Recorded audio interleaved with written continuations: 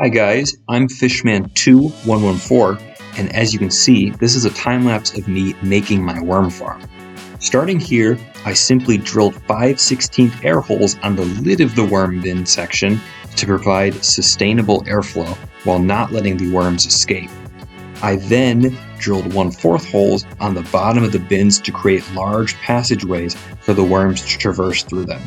Do not drill on the bottom layer of the final bin, as this will be your drainage layer.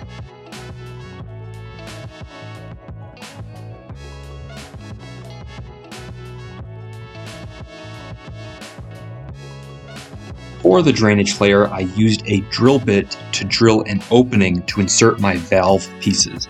I have a connector on the inside and the valve itself on the outside. I also inserted a small piece of PVC pipe and used a PVC waterproof seal to glue it all in place. I then stacked 2 bricks on top of each other to hold the bins above the drainage tube.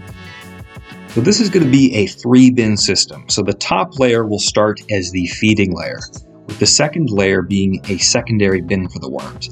I have taped a mesh window screen and a weed barrier blanket together to act as a barrier for the worms to not enter into the drainage layer. This is important because you really don't want your worms to drown.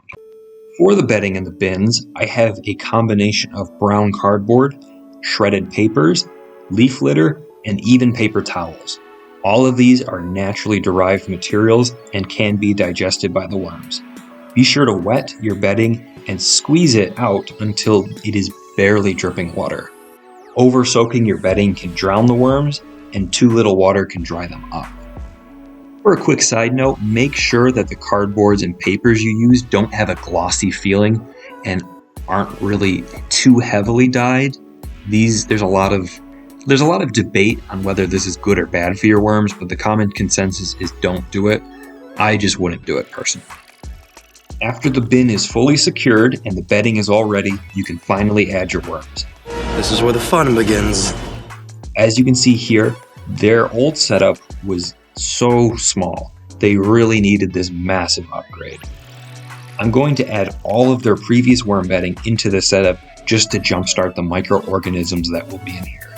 These are Canadian night crawlers. I originally was planning to use them for bait, but I've honestly grown way too attached to them, so instead I'll just be harvesting their vermicompost and the excess water called worm tea, which has unparalleled benefits to plant growth. And that's a quick look at how I created my worm farm. If you guys would like to see an update or want me to make more worm content, let me know in the comments down below. I also wanted to give a huge thank you guys for hitting 100 subscribers. We are experiencing massive growth on this channel, and if you'd like to be a part of it, hit that subscribe button down below. Anyways, I'll see you guys in the next video. Take care.